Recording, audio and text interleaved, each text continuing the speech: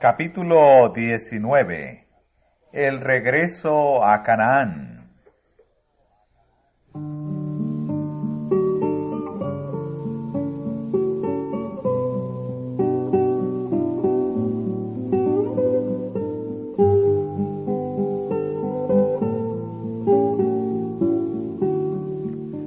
Atravesando el Jordán, llegó Jacob sano a la ciudad de Siquén, que está en la tierra de Canaán. Así quedó contestada la oración que el patriarca había elevado en Betel para pedir a Dios que le ayudara a volver en paz a su propio país. Durante algún tiempo habitó en el valle de Siquén. Fue allí donde Abraham, más de 100 años antes, había establecido su primer campamento y erigido su primer altar en la tierra de promisión. Allí Jacob compró una parte del campo, donde tendió su tienda, de mano de los hijos de Hamor, padre de Siquén, por 100 piezas de moneda. Y erigió allí un altar, y llamóle el Dios de Israel. Como Abraham, Jacob erigió junto a su tienda un altar en honor a Jehová, y ante él congregaba a los miembros de su familia para el sacrificio de la mañana y de la noche. Fue allí donde cavó un pozo al cual se llegó 17 siglos más tarde el Salvador, descendiente de Jacob, y mientras junto a él descansaba del calor del mediodía, habló a sus admirados oyentes del agua que salta para vida eterna.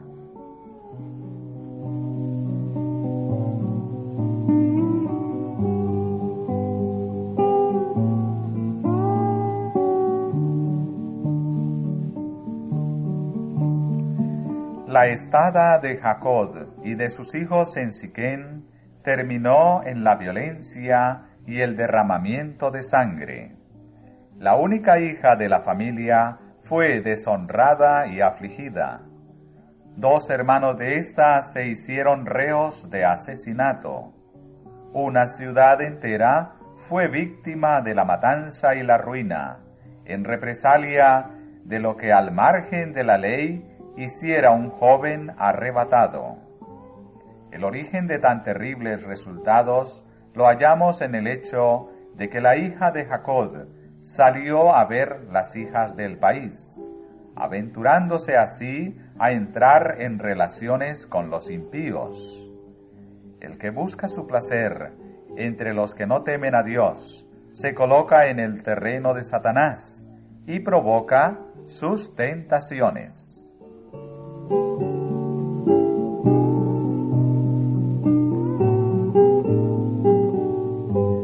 La traidora crueldad de Simeón y de Leví no fue inmotivada, pero su proceder hacia los siquemitas fue un grave pecado.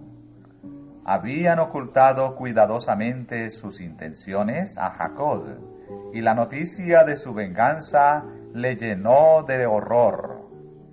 Herido en lo más profundo de su corazón por el embuste y la violencia de sus hijos, solo dijo: habéisme turbado con hacerme abominable a los moradores de aquesta tierra. Y teniendo yo pocos hombres, juntarse han contra mí, y me herirán, y seré destruido yo y mi casa. El dolor y la aversión con que miraba el hecho sangriento cometido por sus hijos se manifiesta en las palabras con las cuales recordó ese acto casi 50 años más tarde, cuando yacía en su lecho de muerte en Egipto. Simeón y Leví, hermanos, armas de iniquidad sus armas. En su secreto no entre mi alma, ni mi honra se junte en su compañía. Maldito su furor, que fue fiero, y su ira, que fue dura.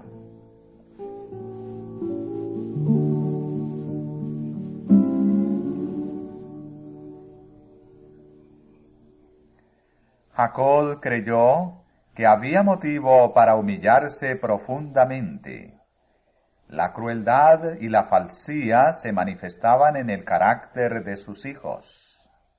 Había dioses falsos en su campamento y hasta cierto punto la idolatría estaba ganando terreno en su familia. Si el Señor los tratara según lo merecían, ¿no los abandonaría a la venganza de las naciones circunvecinas?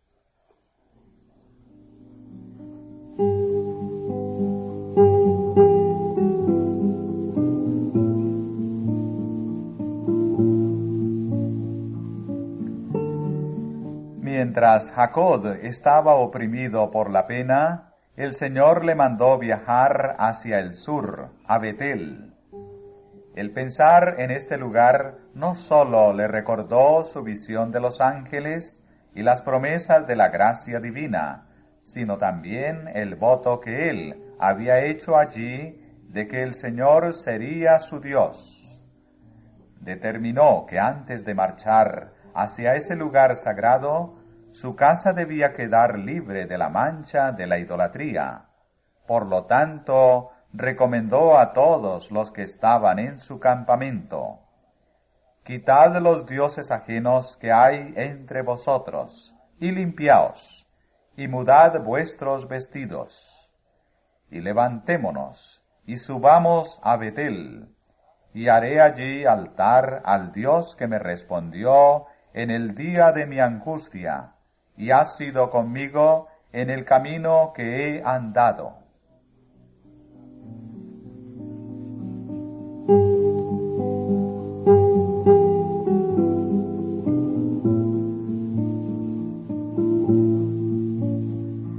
Con honda emoción, Jacob repitió la historia de su primera visita a Betel, cuando, como solitario viajero, que había dejado la tienda de su padre, huía para salvar su vida, y contó cómo el Señor le había aparecido en visión nocturna.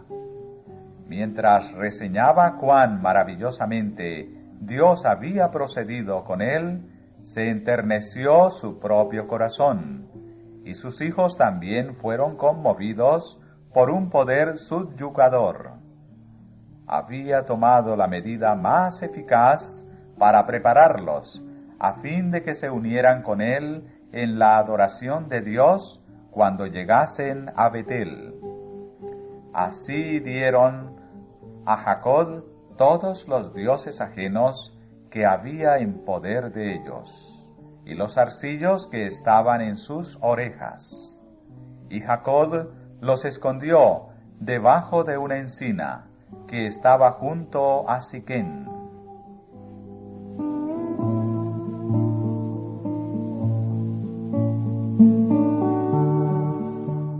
Dios infundió temor a los habitantes de la tierra, de modo que no trataron de vengar la matanza de Siquén. Los viajeros llegaron a Betel sin ser molestados. Allí volvió a aparecer el Señor a Jacob, y le repitió la promesa del pacto. Y Jacob erigió un título en el lugar donde había hablado con él, un título de piedra.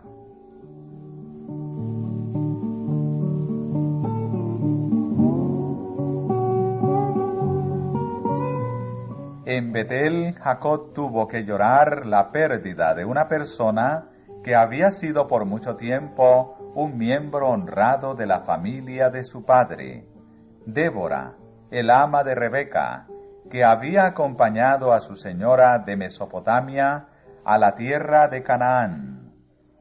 La presencia de esta anciana había sido para Jacob un precioso vínculo que le había mantenido unido a su juventud y especialmente a su madre, cuyo cariño hacia él había sido tan fuerte y tierno.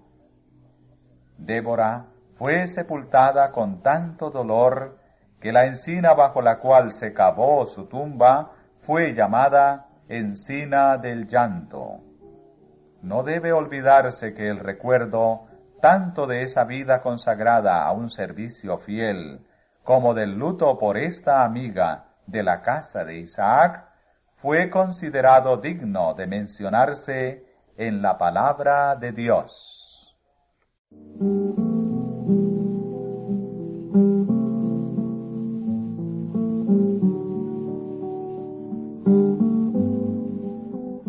Desde Betel no había más que 2 días de viaje hasta Hebrón, pero en el trayecto Jacob experimentó un gran dolor por la muerte de Raquel. Había servido por ella 2 veces 7 años, y su amor le había hecho más llevadero el trabajo. La profundidad y constancia de su cariño se manifestó más tarde, cuando Jacob estaba a punto de morir en Egipto y José fue a visitarlo. En esa ocasión, el anciano patriarca, recordando su propia vida, dijo: «Cuando yo venía de Padarán, se me murió Raquel en la tierra de Canaán, en el camino, como media legua de tierra viniendo a Efrata, y sepultéla allí en el camino de Efrata, que es Betlén».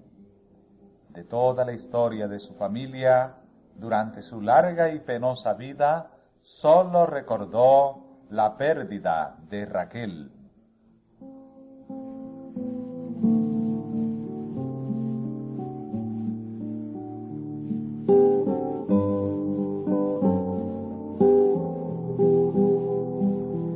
Antes de su muerte, Raquel dio a luz un segundo hijo. Al expirar, llamó al niño Benoní, es decir, hijo de mi dolor. Pero su padre lo llamó Benjamín, hijo de la diestra, o mi fuerza. Raquel fue sepultada donde murió, y allí fue erigido un monumento para perpetuar su memoria.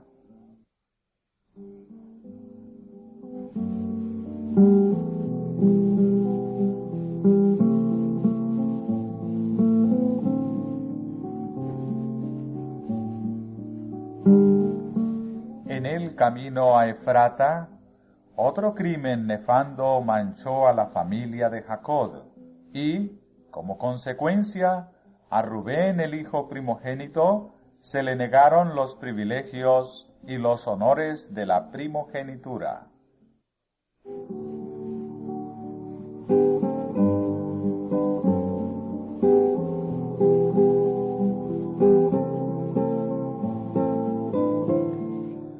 Por último, llegó Jacob al fin de su viaje y vino a Isaac, su padre, a Manre, que es Hebrón, donde habitaron Abraham e Isaac. Ahí se quedó durante los últimos días de la vida de su padre. Para Isaac, débil y ciego, las amables atenciones de este hijo tanto tiempo ausente fueron un consuelo en los años de soledad y duelo.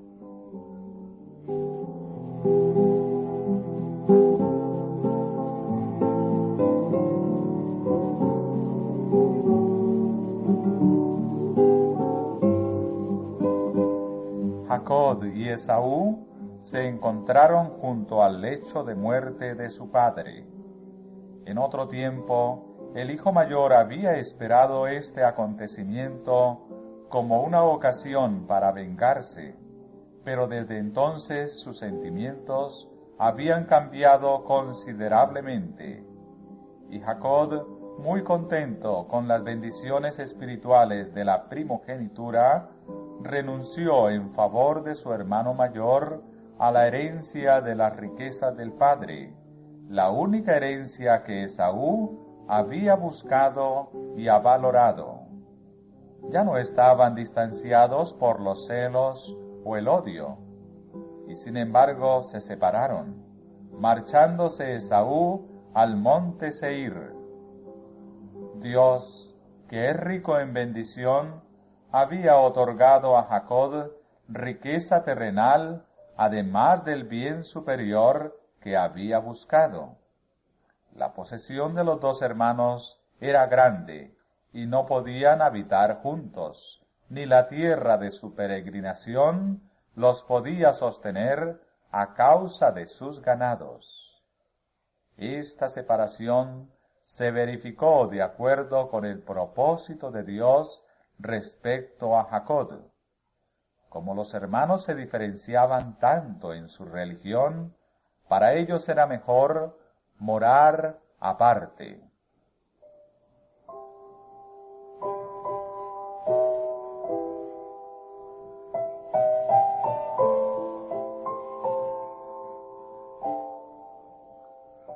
Esaú y Jacob habían sido instruidos igualmente en el conocimiento de Dios, y los dos pudieron andar según sus mandamientos y recibir su favor, pero no hicieron la misma elección. Tomaron diferentes caminos, y sus sendas se habían de apartar cada vez más una de otra.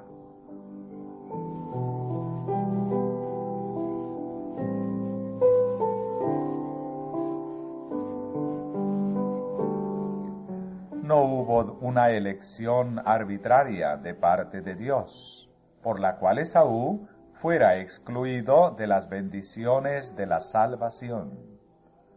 Los dones de su gracia mediante Cristo son gratuitos para todos. No hay elección excepto la propia, por la cual alguien haya de perecer. Dios ha expuesto en su palabra las condiciones de acuerdo con las cuales se elegirá a cada alma para la vida eterna: la obediencia a sus mandamientos mediante la fe en Cristo.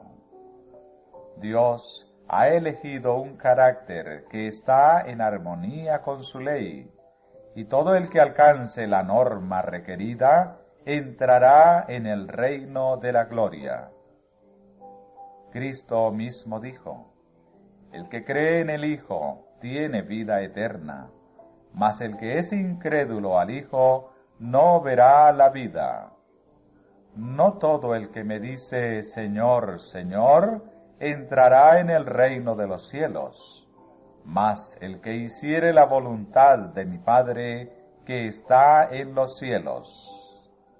Y en el Apocalipsis declara: bienaventurados los que guardan sus mandamientos, para que su potencia sea en el árbol de la vida, y que entren por las puertas en la ciudad.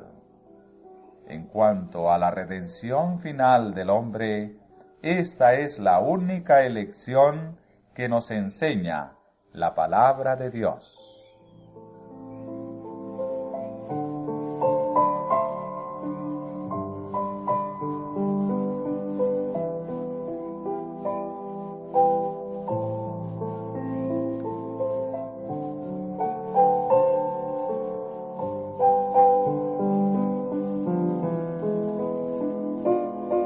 Es elegida toda alma que labre su propia salvación con temor y temblor.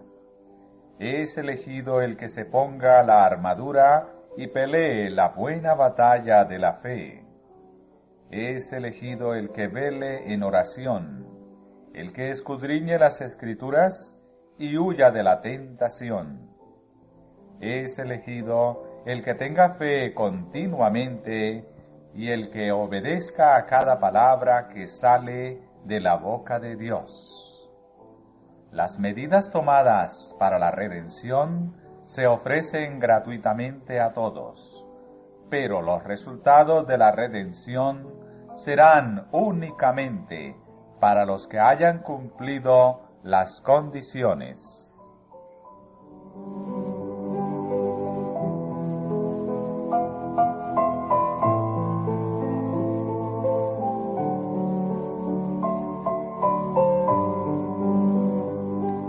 Esaú había menospreciado las bendiciones del pacto, había preferido los bienes temporales a los espirituales, y obtuvo lo que deseaba. Se separó del pueblo de Dios por su propia elección. Jacob había escogido la herencia de la fe. Había tratado de lograrla mediante la astucia, la traición y el engaño. Pero Dios permitió que su pecado produjera su corrección. Sin embargo, a través de todas las experiencias amargas de sus años posteriores, Jacob no se desvió nunca de su propósito, ni renunció a su elección. Había comprendido que, al valerse de la habilidad y la astucia humanas para conseguir la bendición, había obrado contra Dios.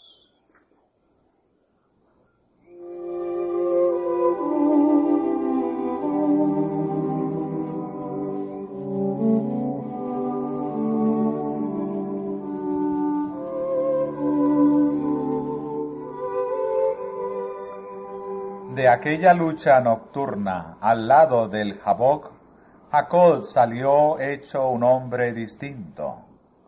La confianza en sí mismo había desaparecido. Desde entonces en adelante ya no manifestó su astucia anterior. En vez del disimulo y el engaño, los principios de su vida fueron la sencillez y la veracidad. Había aprendido a confiar con sencillez en el brazo omnipotente, y en la prueba y la aflicción se sometió humildemente a la voluntad de Dios. Los elementos más bajos de su carácter habían sido consumidos en la hornaza, y el oro verdadero se purificó, hasta que la fe de Abraham e Isaac apareció en Jacob con toda nitidez.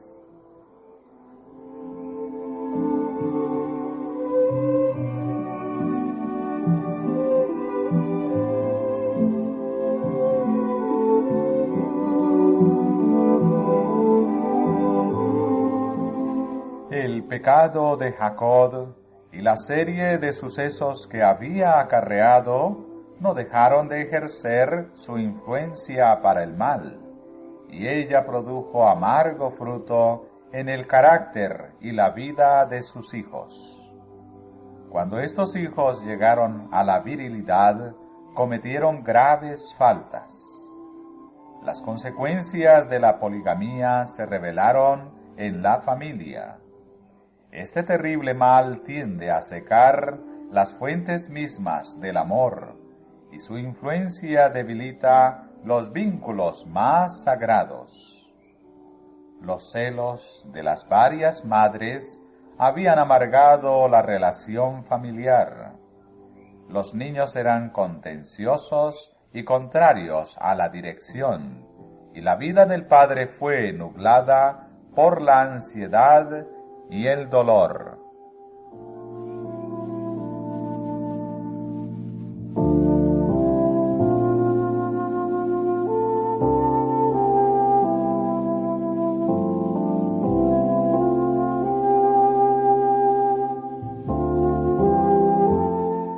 Sin embargo, hubo uno de carácter muy diferente, a saber, el hijo mayor de Raquel, José, cuya rara hermosura personal no parecía sino reflejar la hermosura de su espíritu y su corazón.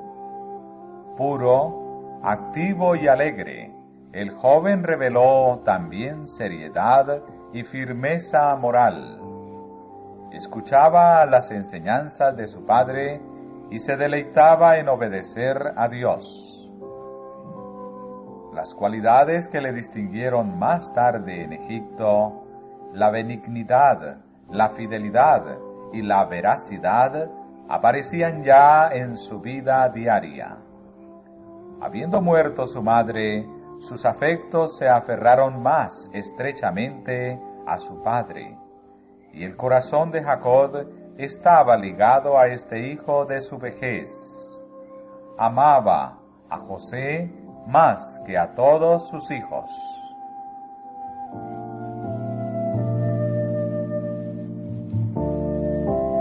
Pero hasta este cariño había de ser motivo de pena y dolor.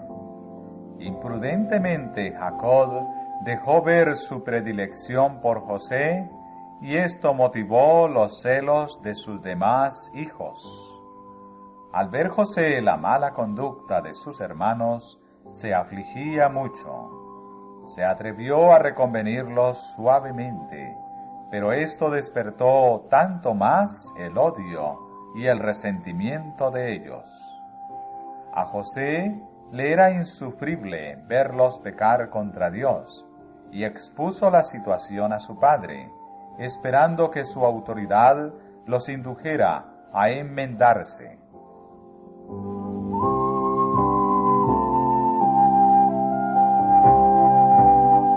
Jacob procuró cuidadosamente no excitar la ira de sus hijos mediante la dureza o la severidad.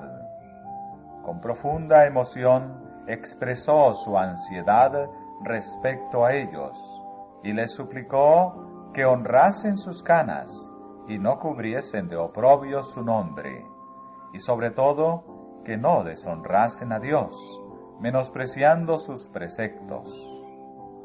Avergonzados de que se conociera su maldad, los jóvenes parecieron arrepentidos, pero sólo ocultaron sus verdaderos sentimientos, que se exacerbaron por esta revelación de su pecado.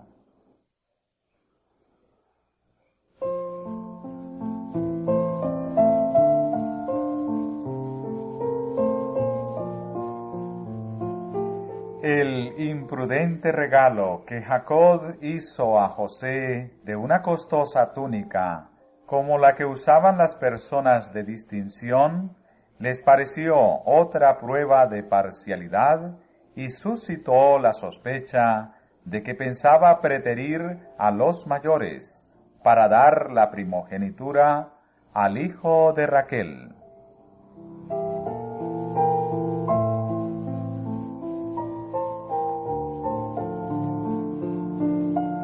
Su malicia aumentó aún más cuando el joven les contó un día un sueño que había tenido.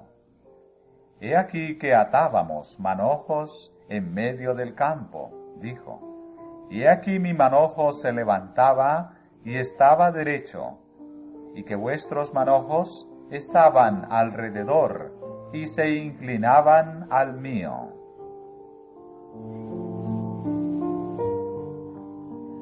¿Has de reinar tú sobre nosotros, o te has de enseñorear sobre nosotros?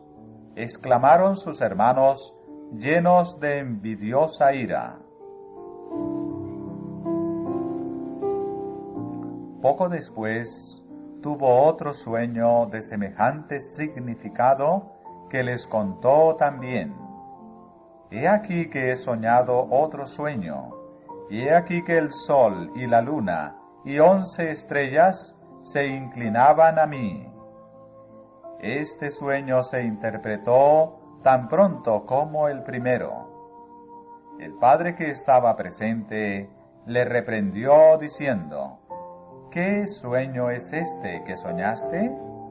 ¿Hemos de venir yo y tu madre y tus hermanos a inclinarnos a tierra a ti? No obstante la aparente severidad de estas palabras, Jacob creyó que el Señor estaba revelando el porvenir a José.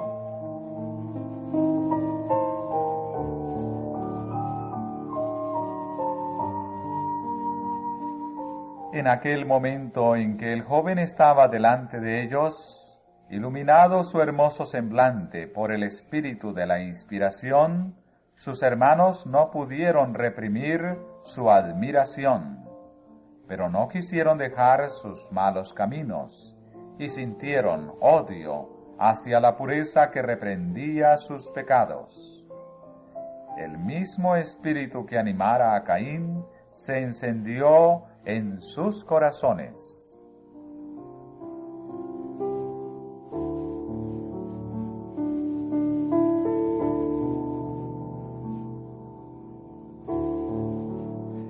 los hermanos estaban obligados a mudarse de un lugar a otro, a fin de procurar pastos para sus ganados, y a veces quedaban ausentes de casa durante meses. Después de los acontecimientos que se acababan de narrar, se fueron al sitio que su padre había comprado en Siquén. Pasó algún tiempo sin noticia de ellos, y el padre empezó a temer por su seguridad, a causa de la crueldad cometida antes con los siquemitas. Mandó, pues, a José a buscarlos y a traerle noticias respecto a su bienestar. Si Jacob hubiese conocido los verdaderos sentimientos de sus hijos respecto a José, no le habría dejado solo con ellos, pero éstos los habían ocultado cuidadosamente.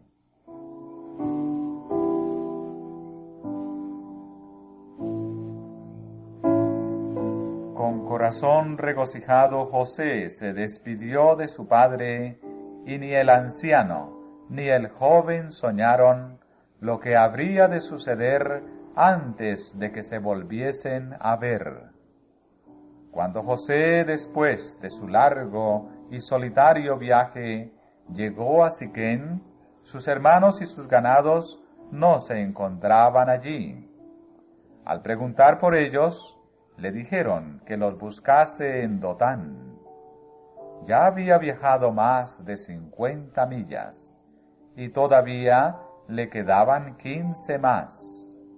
Pero se apresuró, olvidando su cansancio, con el fin de mitigar la ansiedad de su padre y encontrar a sus hermanos, a quienes amaba, a pesar de que eran duros de corazón con él.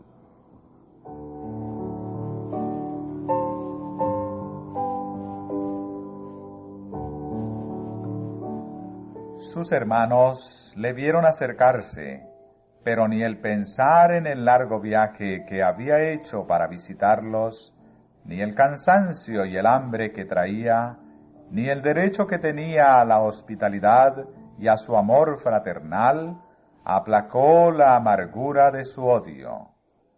El ver su vestido, señal del cariño de su padre, los puso frenéticos. «He aquí viene el soñador», exclamaron, burlándose de él. En ese momento fueron dominados por la envidia y la venganza que habían fomentado secretamente durante tanto tiempo, y dijeron: «Ahora pues, venid, y matémoslo, y echémosle en una cisterna, y diremos: alguna mala bestia le devoró, y veremos qué serán sus sueños».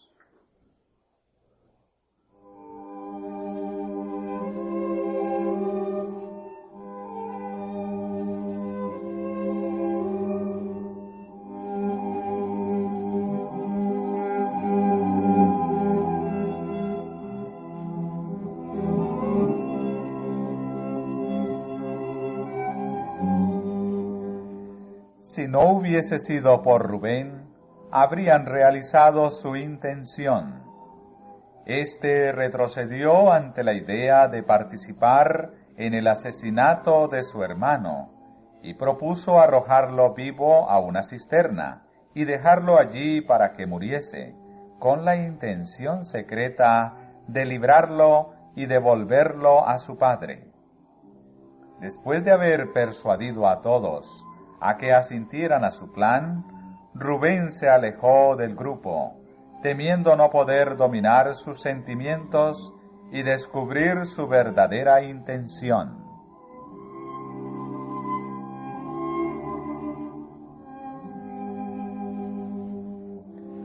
José se aproximó sin sospechar el peligro, contento de haberlos hallado.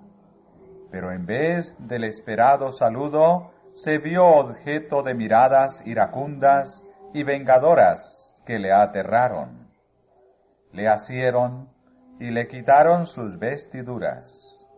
Los vituperios y las amenazas revelaban una intención funesta. No atendieron a sus súplicas.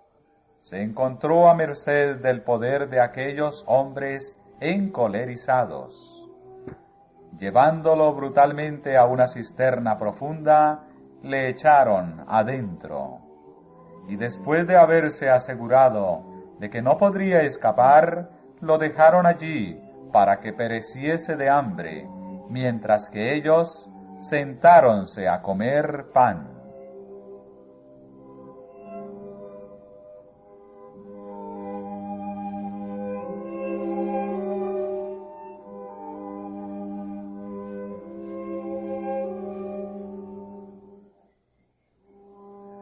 Pero algunos de ellos estaban inquietos, no sentían la satisfacción que habían esperado de su venganza.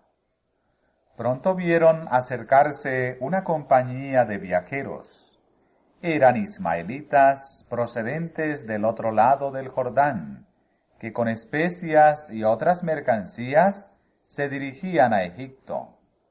Entonces Judá propuso vender a su hermano a estos mercaderes paganos, en vez de dejarlo allí para que muriera.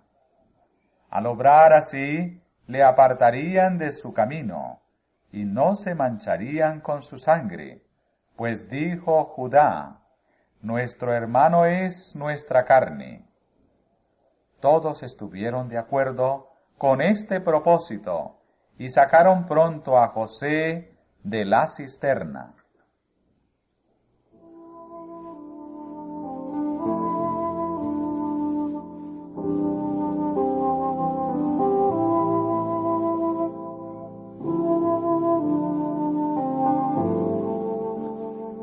Cuando vio a los mercaderes, José comprendió la terrible verdad.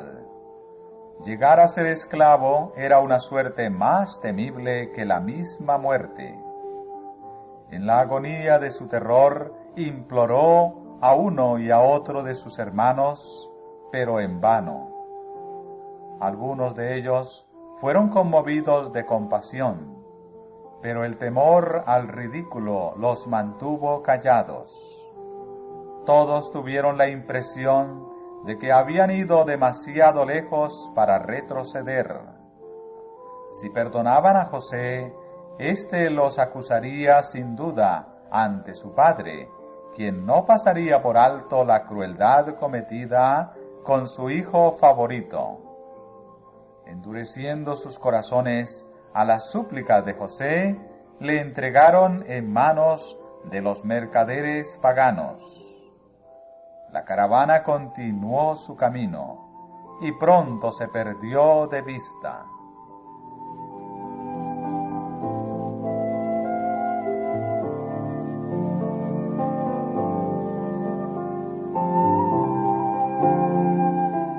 Rubén volvió a la cisterna, pero José no estaba allí.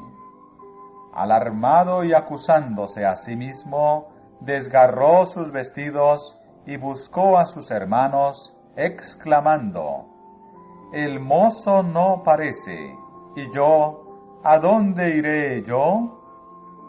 Cuando supo la suerte de José y que ya era imposible rescatarlo, Rubén se vio obligado a unirse con los demás en la tentativa de ocultar su culpa.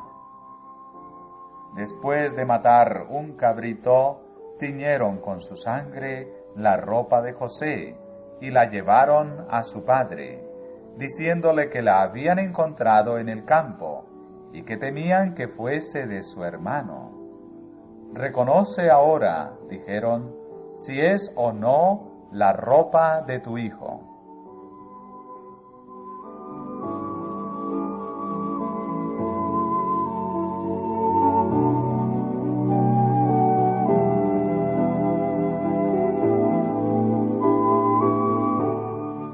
Con temor habían esperado esta escena, pero no estaban preparados para la angustia desgarradora ni para el completo abandono al dolor que tuvieron que presenciar.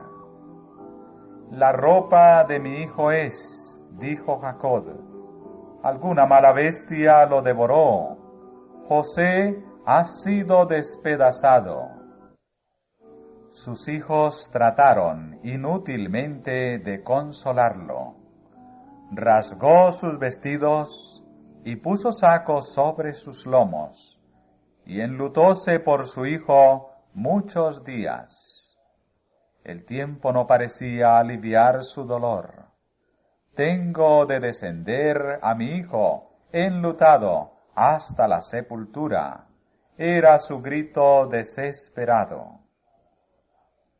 Los jóvenes estaban aterrados por lo que habían hecho, y sin embargo, espantados por los reproches que les haría su padre, seguían ocultando en sus propios corazones el conocimiento de su culpa, que aún a ellos mismos les parecía enorme.